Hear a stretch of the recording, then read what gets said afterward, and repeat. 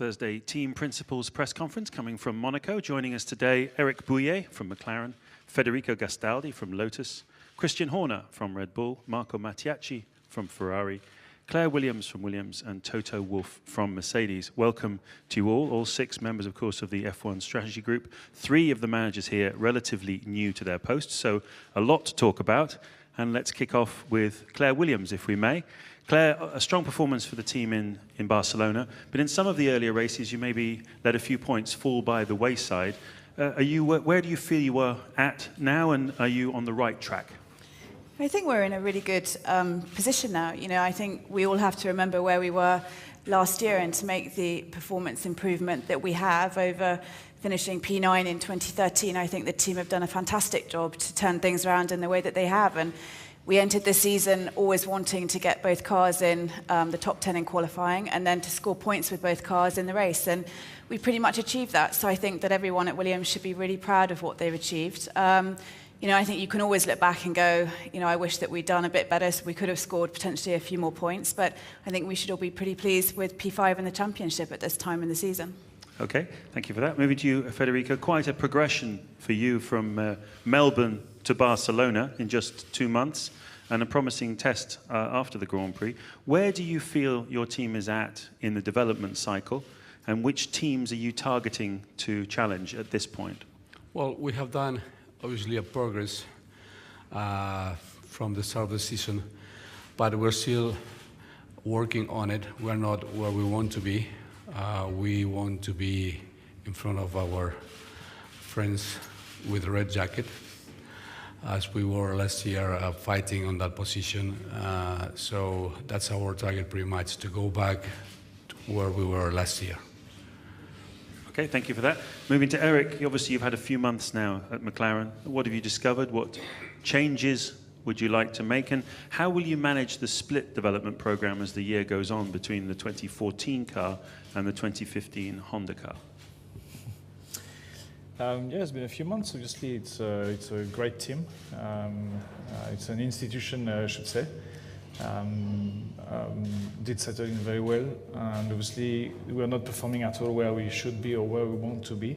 So there is obviously a lot of time to spend to go through as a company and find out what needs to be fine-tuned or changed to make the team better. It's true that actually it was a last week debate, you know, about the transition between 2014 and 2015, and it's a decision we have to do shortly, let's say, because obviously, as we know, most of the team switch their resources during summer, and this is more, I mean, like usual, I should say, this is where we will be, you know, but we have started already to work on next year's car. Okay, thank you for that. Christian, coming to you, tell us about the opportunity that this race here in Monaco presents for Red Bull at this stage of the season, and also the progress going on behind the scenes to catch Mercedes on a regular basis.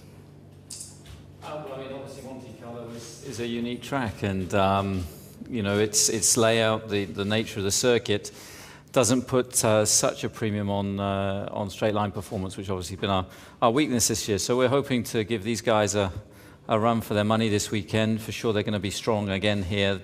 They've always been strong in Monaco, but you know, we've had a solid day today. The drivers have been feeling their way into the circuit and working on the setup, and it's been an encouraging start to the weekend. I mean, obviously, when you consider where we were pre-season to where we are at this stage, we've come a pretty long way in a couple of months. And you know, hopefully, if we can keep that rate of progress up, then we will be able to challenge the 2 Mercedes drivers before hopefully too long in the future.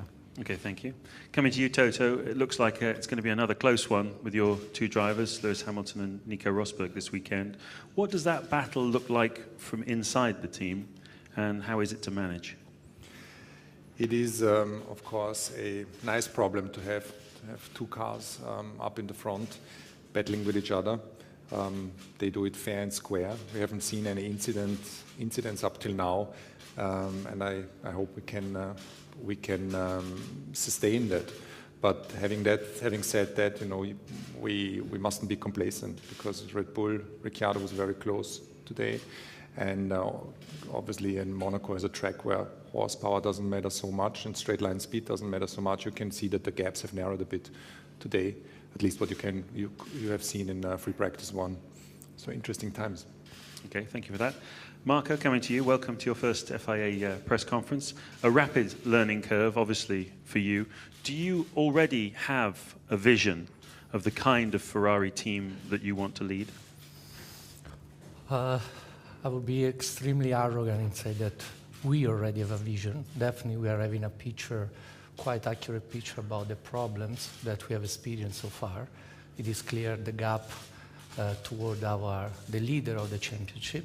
So we are clear what are going to be the next step. I wouldn't say vision. We know that we need to have a continuous improvement every race, and that's the way we are working. We have a lot of assets, as I said, very positive people, drivers, but definitely there is the needs to improve dramatically. Okay, thank you very much for that.